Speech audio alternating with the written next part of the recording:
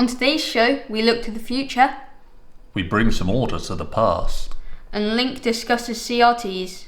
And we try to understand the sonics of computing. Before it became a hedgehog. Hello and welcome to 8-Bit Crisis. I'm Link. And I'm Luigi, and we're here to help you explore the era of 8-bit computing when Amstrad, Acorn, Commodore and Sinclair ruled the digital waves. Fantastic.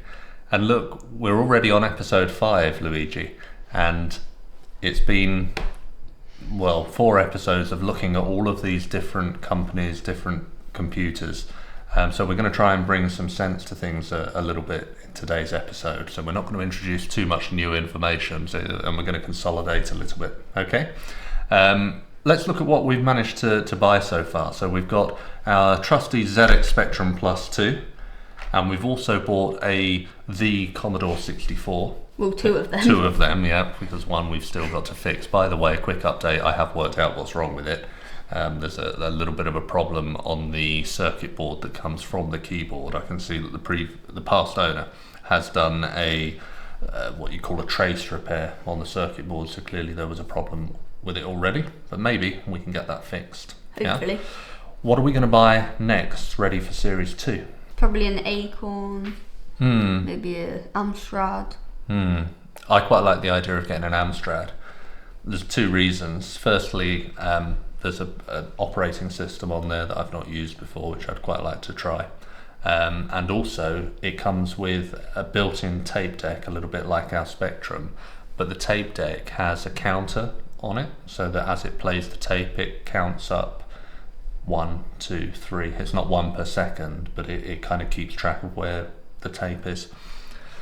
And the problem we have on the Spectrum is if we try to play some of our bigger games like the Bard's Tale, we're not going to be able to keep track of where on the tape we are to load the next section. Yeah. So having a computer that has a counter on it, we can quickly take the tape out, put it into the Amstrad, fast forward it to the point where we need it, and then put it back into the Spectrum. And if that doesn't get you excited about 8-bit gaming, I don't know what will. Anyway, this week we're going to go into Let's Cheer for the Gear and do a little timeline of what we've learned so far. Okay, so if you think back over the last 4 episodes, we've looked at Commodore, we've looked at the 64 in particular, we've looked at the ZX Spectrum, we've looked at Amstrad, yeah. We've looked at the Micro. The Micro, great. So we've covered quite a few of the big contenders in the 8-bit arena. But we've talked about all of those companies a little bit all over the place. We've had different dates firing around, and now we just want to show you on screen a nice little timeline of what it all looks like. The 8-bit era, let's call it the era, it actually goes from around about 1977 to 1992. That, I would say, is the whole era of 8-bit. There were some early computers just before then, but they really weren't commercially successful. They were more for hobbyists. A lot of them were kits that you built yourself.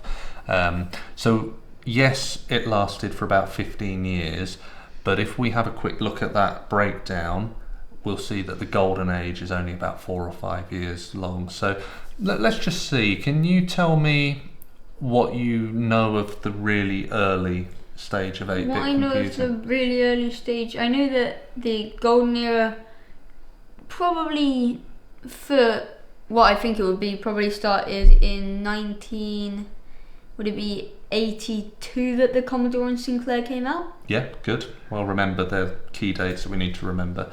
But if I said to you things like the Commodore PET, have you heard of that? I've heard of it, I don't know when it came out though. That was 1977. In 1979, I think we had the Atari 400 and 800 personal computers. There were early Sinclairs like the ZX80, which I think was in 1980, and the VIC-20 Commodore. There's a couple of others. There's actually manufacturers that we haven't talked about as well. There's things like Dragon down in Swansea, and let's think TI, Texas Instruments they were called in America. So there's a few that maybe in other series we can look at in a bit more detail. But there were these early computers that frankly the games are really not that good on them. They're like early attempts for a mass market appeal. And then the Micro appeared. Do you know what year the Micro appeared? The BBC Micro? The BBC Micro. I remember there was 2 versions, wasn't there? An A version and a B version. Mm-hmm.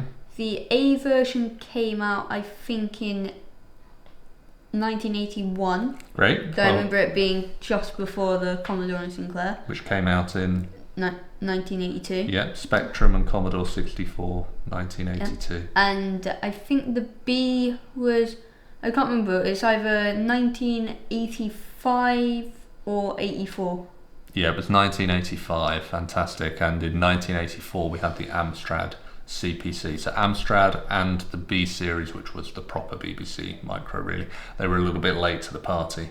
But that 1981 to 1985, that's the golden era.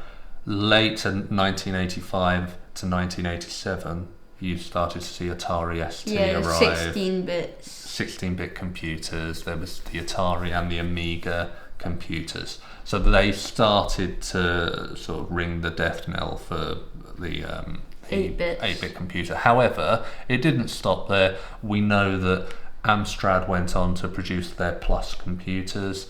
They also did those Sinclair Spectrum computers as well, but under Amstrad manufacture. Indeed, our one was from later in the decade. And then there were the consoles that they all tried as well. So, for example, the Commodore. Do you remember what the Commodore console was called? I'm not sure. I remember it didn't do very well though. No, it's called the Game Station. From memory, that's the one where they shipped 20,000 units, so they made 20,000. And they only sell like 1,000. 2,000. They sold 10% of them. And just to show you how quickly they were just throwing that together and chucking it out to try and make money, if you bought some of the games cartridges, they would say they were compatible with the game system. So Terminator is a good example of this. You'd put the games cartridge into the console, you'd have a joystick because that's all that came with the console, and the first thing it would say on the title screen is press any key. And you didn't have a keyboard, so you couldn't press a key to start the game. So I can't imagine that happening today. I think that, slightly Wild West era of the 1980s. So yeah, that kind of paints the timeline. I hope that's useful for helping you to piece it all together in a nice way. Next we're going to go on to how does it work, and we're going to have a little look at those big chunky televisions called CRTs. So Luigi, I'm not going to patronise you. I know that you know what a CRT television looks like and the old style TVs. I think probably walking around markets and boot sales, you've seen them before. Yeah, they've got and like seen the them really big tubes through the insides. Yeah, you've seen Stranger Things as well. Yeah, so you've got the really big box. Yeah, they're very big, very, very heavy. The biggest one that was ever made is a 43-inch Sony PVM 43. Isn't that the same size as our normal TV at home? The same size of the screen, but much, much, much deeper. Really, really huge, and it weighs as much as an adult male lion, 200 kilograms.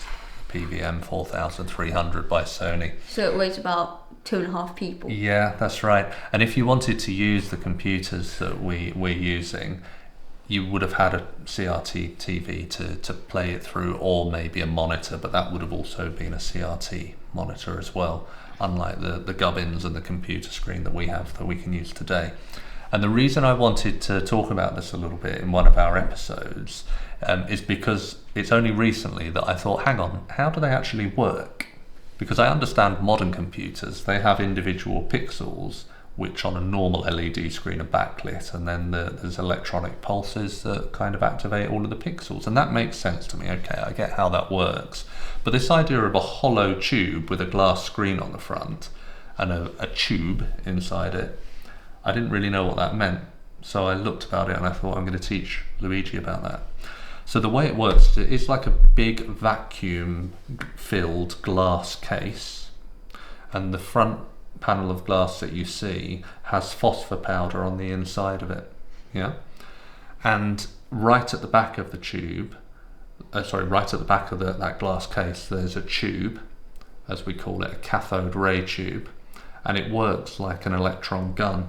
So it actually fires electrons at the phosphor on the glass. Ignites them, I'm guessing. Yeah, makes it flash, that's right.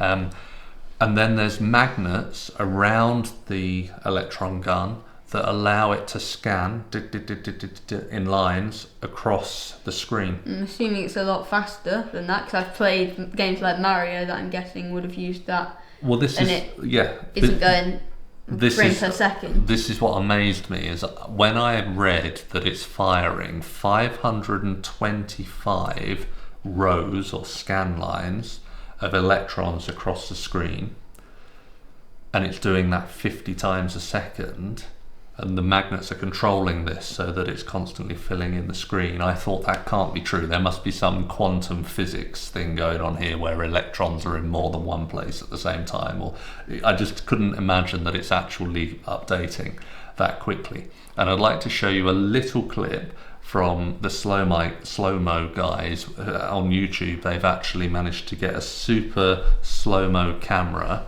and film a CRT TV screen updating. So let's just turn this computer on.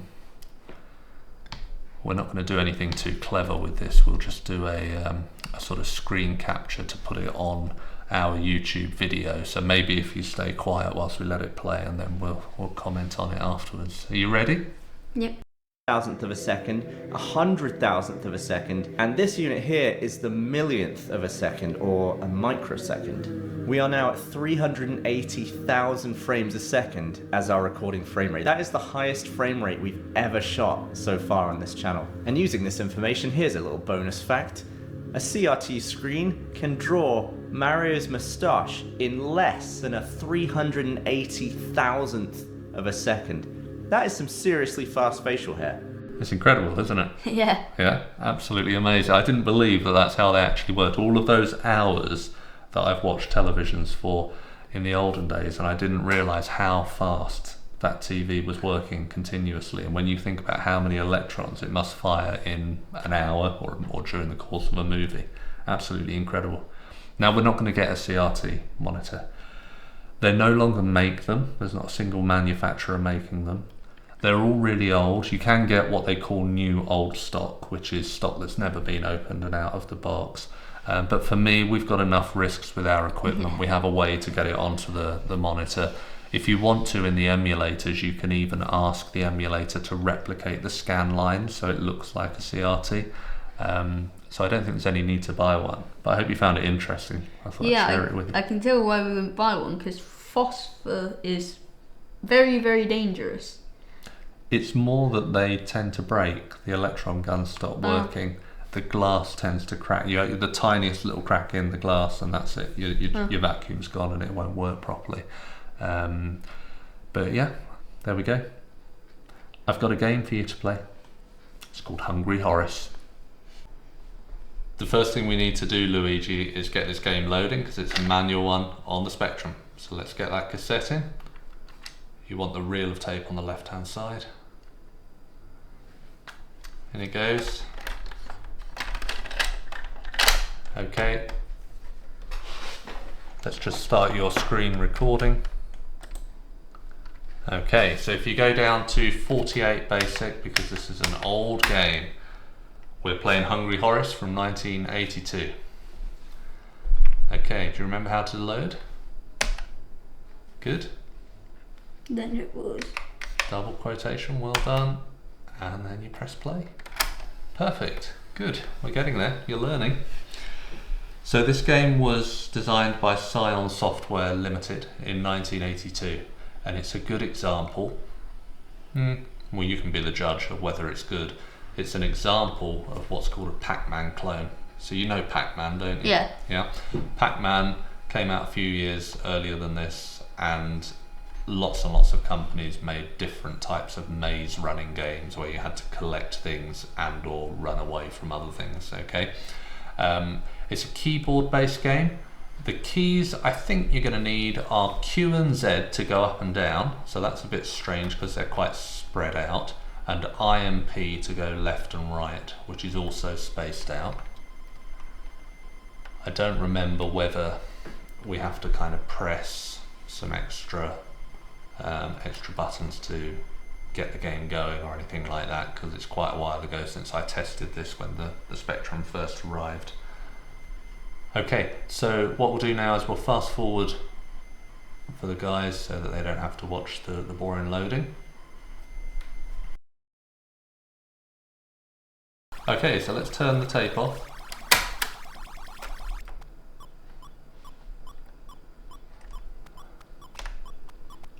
Oh, you're in trouble. That didn't take long. You're in a dead end. Oh, it's weird because all the buttons are so spaced. Yep, I agree. In 1982, home computers were still a relatively new thing, and there wasn't really any standardization of what was acceptable and not acceptable in terms of button configurations. Clearly the designer, who is anonymous on this one, I couldn't work out who designed it, the designer decided that he liked or she liked that spacing of fingers.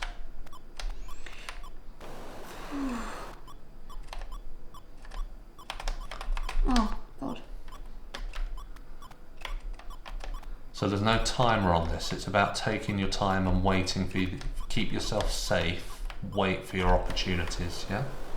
So keep away from the enemies, wait until you see an opportunity where you think I can get in and out there without being gobbled up by the, what should we call it, a chimp in a cap, I think, maybe? And I really don't know what you are. You're Horace. What do you think you are? I'm Horace. Mm-hmm. Horace is a Horace? Okay, that would explain it. This I is don't know how what you speak. Horace is, so you're probably right. Oh, why are there two? Why are there two? Why are there two?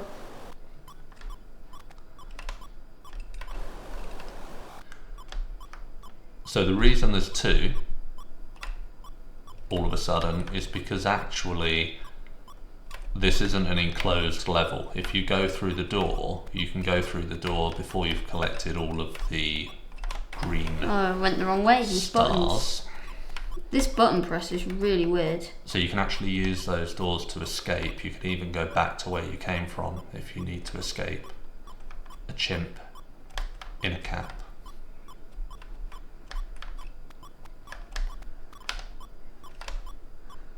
Oh my. Any initial thoughts?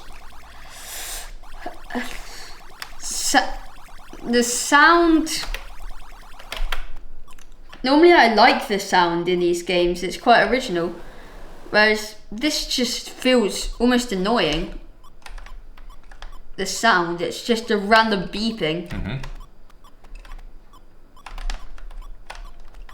Having fun? Is it a challenge? Fair It's challenge? challenging, I don't know how fun I'd say it is, to be honest. Mm-hmm.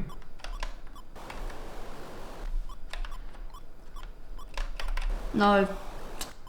I played it a few times, and when I got to the point where I could complete the first maze or two without being captured, it was quite satisfying to know that I was getting better at it, learning a few tricks and learning some of the routes around the mazes. This one you can go up the pipe at the top and you come back in from the bottom. Did you hear me?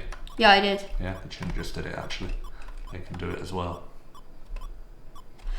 Why is there two? I hate it when there's two. Nice bright colours, yeah? Yeah. Where it's flicking those words on and off, I think that looks quite attractive. I'm not sure I don't like the fact that there's the grey background, the same grey background that you have in the basic operating system. Makes it feel like the game's just been stuck on top of that. Yeah, it feels like the game designer's just not really designed it well. But it is the earliest game that we've played since we started, so you need to accept that things were developing.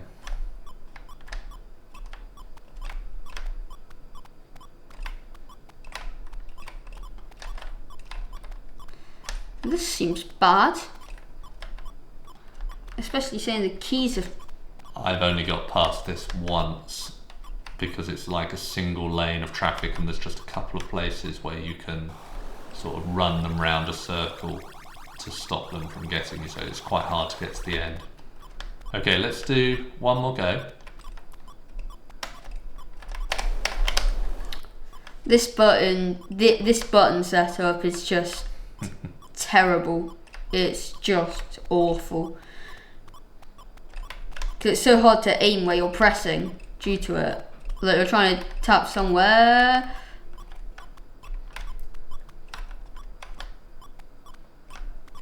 I think I'm quite glad that I didn't find out who wrote this game, because otherwise I might have arranged an interview with them.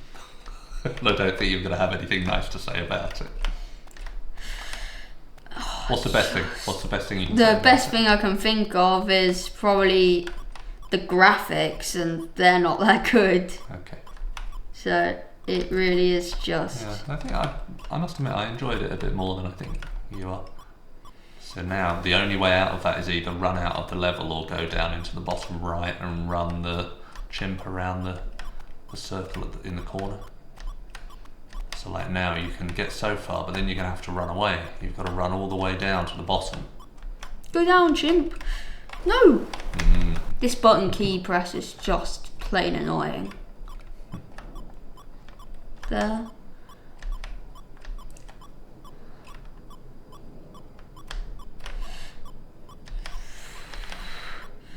That's better, that's better. Now you've got to hope that a chimp doesn't come out of the top right. No! This button key press nearly.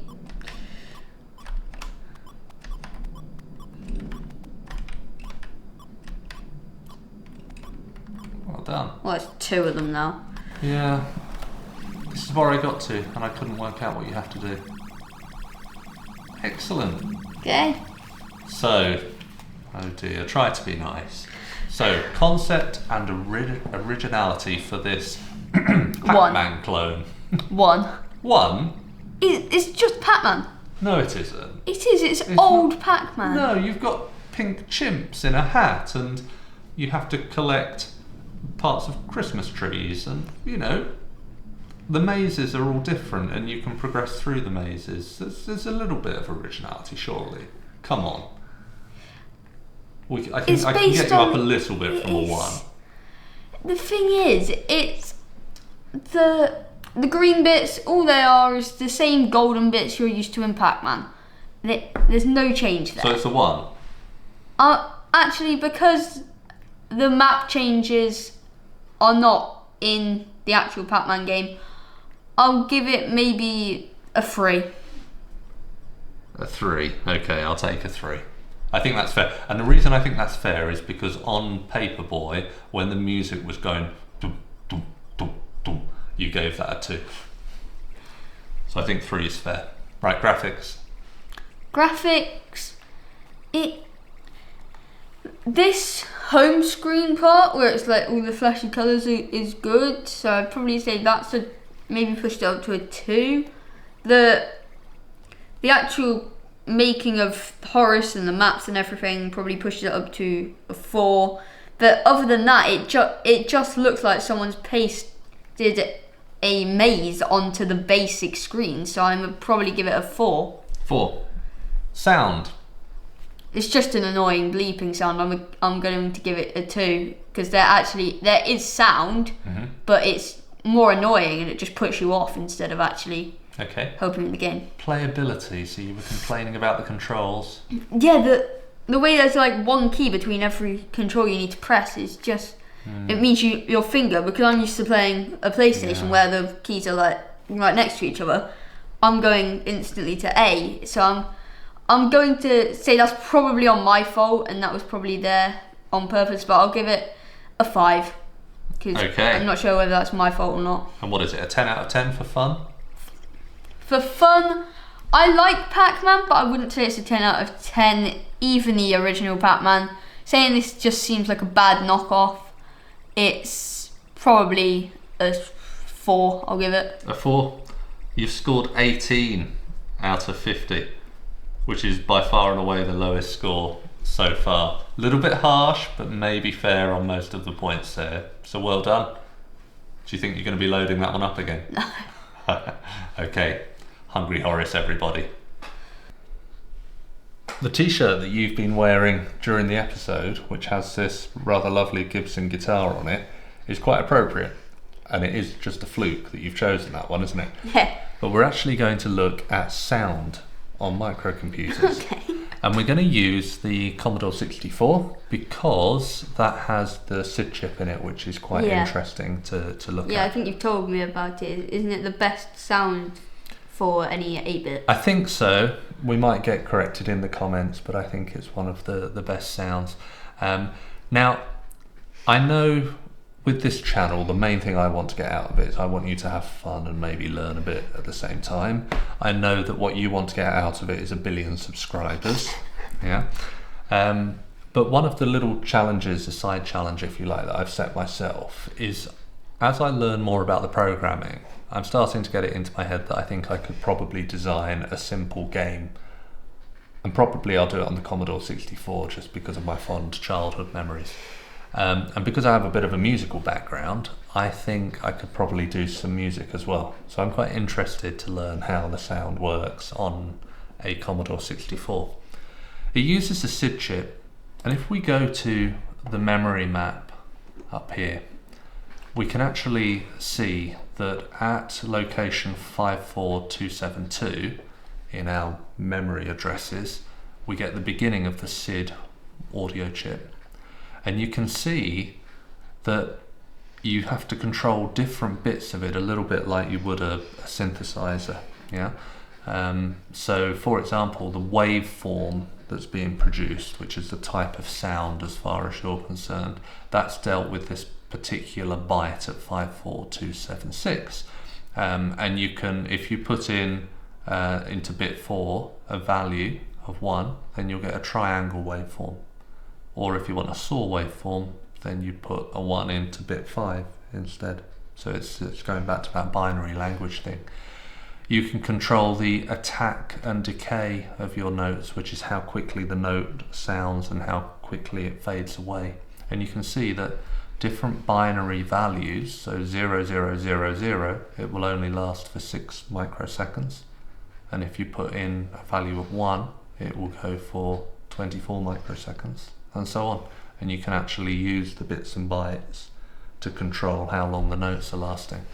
So it's all super complicated but kind of super interesting at the same time. We're going to type in a little bit of code. I say a little bit, you'll probably think it's quite a lot, in order to make one note sound, and of course we will do this on fast forward for our friends. Yeah.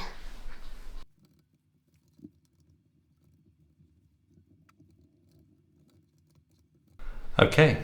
So that's quite a lot, isn't it? If you compare it to your software, what do you use at school or on your phone to make that music that you make? I use Maestro. Maestro, okay. So on Maestro, you can quite quickly build up a song, can't you? All different voices, different rhythms, and so on. On the Commodore 64, we have to write all of this code in just to produce one note, and it sounds like this.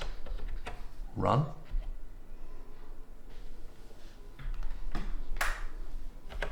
Try it again. And that's all the note that you get. Okay. Now, just to give you an idea of what's going on here, so at the top we're going into different bytes and we're poking values. So where you can see in line 10 that we've poked the value 15, that's actually volume. And in row 20 we've poked a value of 190, which sets the attack and decay for the note. And then we've got sustain and release, and we're choosing the pitch in row 40, so we're getting the right pitch that we want. There's also the waveform, which is value number 17 in line 50, and the duration is controlled with the 4t equals 1 to 250. The note was quite short, right? So if we wanted to make the note a little bit longer, then we can change the 250 maybe to, well, hang on, am I going to say something wrong here? Because if we put more than 255, perhaps it will be out of, they won't be able to hold the value. I don't know, this is where I have to learn about coding, because a byte can only hold up to 255, can't it? Yeah. Oh, but it does it. Okay, so maybe we can make that even longer. So Let's just try if we can make it 1,000.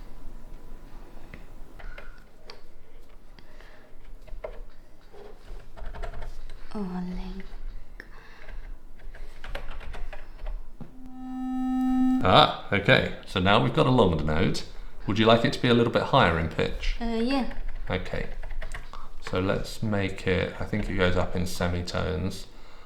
What am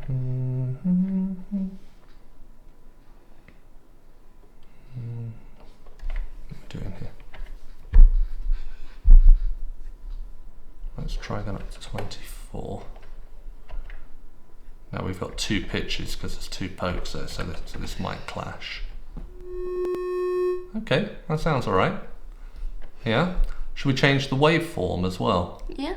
So maybe if we change the waveform to 33, we can get a different sound. Run.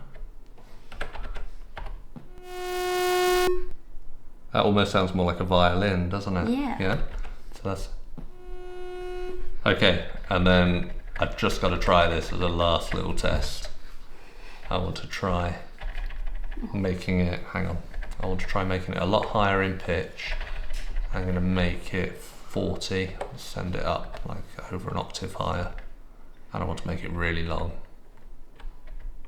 So I can make, maybe I can make this, let's make it 21,000 and see if it can run a long note like that.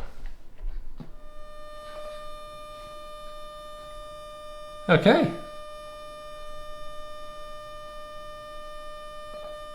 Well, that was quite long. Yeah. It kind of interrupts it, doesn't it? It's not a constant note. Every now and then it gives a little blip. Yeah, good. There. I don't know why that is. Maybe somebody can tell us. Oh, I'm bored. There we go. Right. Oh, I'm really happy with that. Now here's the thing that I don't know and that I want to learn personally. Like, that's one note, but you can make really nice polytonal music on the Commodore 64, and there's some really amazing examples in some of the games that you can get on the Commodore 64. I want to know how it's done, because I don't believe for a minute that people were sat there coding it all out like this. I just don't think that's what they were doing. They probably had a way of linking up a MIDI keyboard or something and creating music on a keyboard and then getting it into the computer. And I don't know how that's done, but I'd really like to find out. Do you want to join me on that journey sometime? Yeah? Okay, good. Right, there we go. Sound on the Commodore 64. Okay, so as you already know by now, we like giving you, the viewers, a little challenge. So, as we're coming to the end of our first series, our challenge for you is quite a simple one. We'd like you to go down in the comments, and if you're below 30, and even if you're above that, tell us one thing that has surprised you, or that you've learned while watching me play games, or us talk about like the old computers and everything like that. So when you're down there, you may be able to see a little thumbs up, that's the like, and a big red button that says subscribe on it. Until next time, thank you for watching, and happy gaming.